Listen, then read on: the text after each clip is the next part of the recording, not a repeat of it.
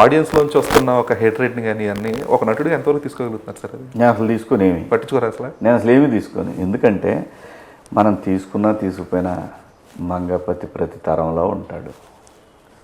ప్రతి ఆడపిల్లన్న తండ్రి 90% మంగపతిలానే ఉంటారు.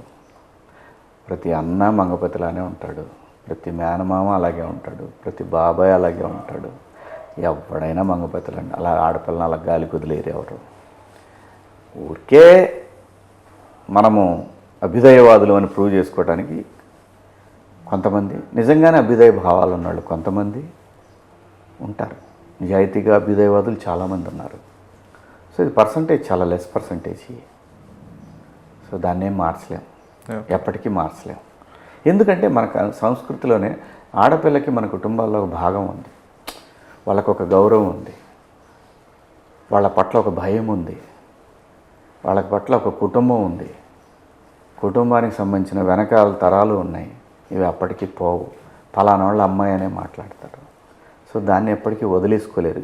ఈ ఈ మన కల్చర్లో, మన సమాజంలో, భారతీయ సమాజంలో ఇది ఎప్పటికీ ఉంటుంది. ప్రపంచం తల్లకిందులైన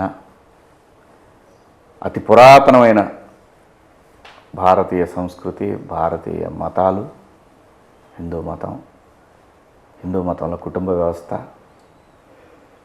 హైందవ మతం అనుకోండి, హైందవ సనాతన ధర్మం, ఇవన్నీ అనాదిగా భారతీయ ధర్మాలన్నీ ఏమైనా సరే ఆడపిల్లకు ఒక గౌరవాన్ని ఇచ్చినాయి, ఆడపిల్లకి ఒక ప్రత్యేకమైన స్థానాన్ని ఇచ్చినాయి. వాటిని మార్చుకోలేవు. ఎన్ని తరాలైనా ఈ భూమి ఉన్నంతకాలం ఈ భరత ఖండంలో, భారతదేశంలో ఆ వ్యవస్థను మార్చలేము. మారదు. అదంతే.